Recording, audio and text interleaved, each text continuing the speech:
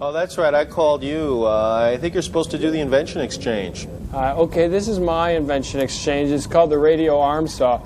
And it's based on the premise that carpenters for the longest time would have apprentices that would study under them and do some of the more mundane work. And now a lot of young people go right into the fast food industry. So none of the carpenters can afford them except for maybe Bob Vila. But what this has is a circular saw that I bolted onto a remote control car. All right, and you can pan it back now, Cambot, and we'll show this. And what we got here is a board. Okay, I rev up the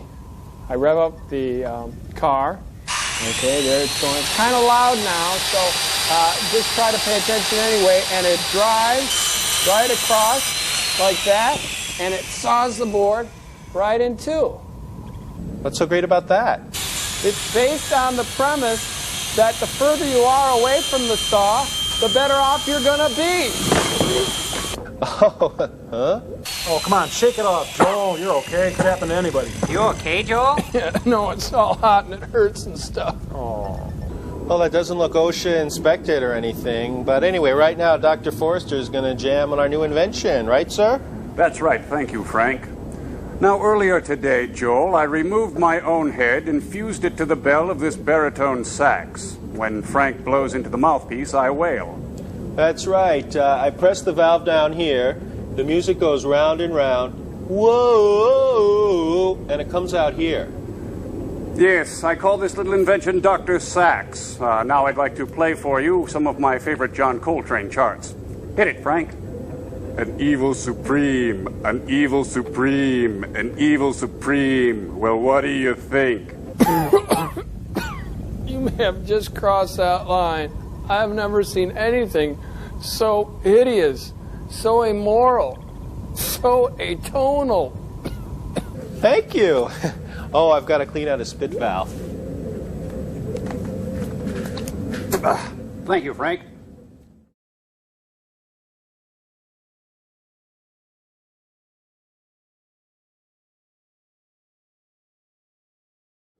It's time for the invention exchange again, Joel, and we'll go first because we've got a party to go to later. Well, this summer's fashions cry out with jubilant 2-inch armor plating, saucy turrets, and shells aplenty. Can really clear the beaches this summer with our new tank tops. That's right. The best beach party ever was the one at Normandy. Beach blanket bingo is now beach blanket bombing with the latest in fashion artillery. That's right. Shelling on the beach takes on a whole new meaning. Let's get in position, Frank. Ready, aim, fire. Now let's see how we've done. Hey, wait a minute. I can hear the war. Oh, knock that off. Oh, now look at here. Look, there's still a little red. I'm sorry, I can't give you the bear. Well, what do you think, Joel? Boy, we sure think differently, thank goodness. You know, you guys took something fun and made it evil, whereas I took something evil and I'm making it fun. Check it out. It's the tickle bazooka, all right? Wow. It's for those times when just a normal tickle isn't enough. I based it on the premise of what the pundits, Fireside Theater, once spoke. Fighting's out of style. Fun's where the fear is. See, it's got a feather bayonet for hand-to-hand tickling. Okay. And then if you really want to have some big blast of ballistic hilarity, there's the mirth mortar. Let me show you. Oh.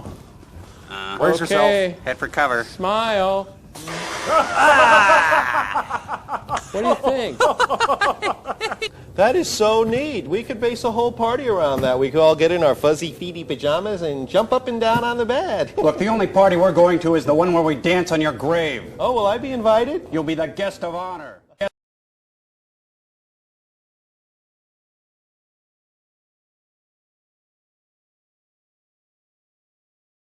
I guess it's time for the invention exchange, if I'm not mistaken. Look, I'll say when it is and when it is not time for the invention exchange. And I say that it is time for the invention exchange. Isn't that right, Frank? Duck was in the playing with the thing in the Look, our invention is rather complex this week, Joel, so why don't you go first? Well, I was going to show you the Mexican jumping beanbag chair this week. It was really great for moving and rearranging the house, you know, excellent for the elderly circulation, and if the vinyl ripped, it would cover itself in a tangy cheese sauce. But again, Gypsy ate it.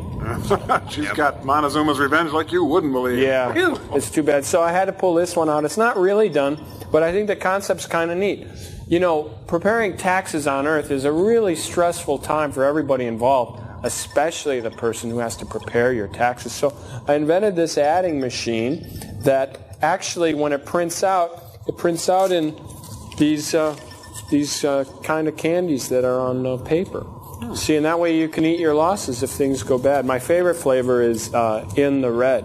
Yeah, it turns a bean counter into a jelly bean counter, you might say. Wow, those are great. I love those. You know what I really liked were those wax whistles that you'd get at Halloween and those little yellow candy corn things. Sometimes I just stick them up my nose. Look, no one is interested in your little trip down memory lane. Well, Joe Franklin would be.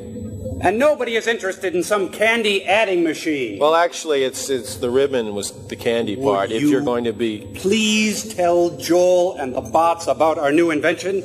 Okay, well, Joel, you know, if you're like me, when I think of the 70s, I think of one thing. Foosball! Woo! So what we've done is we've taken the whole foosball concept and we've caulked this, added water, and we've turned it into water polo. Woo! That's right. It'll provide hours of aquatic terror. Get that, Frank? With shark attacks, boat accidents. I'm going to kill you. Just like the kind of terror you're going to see in this film this week, Joel. Die.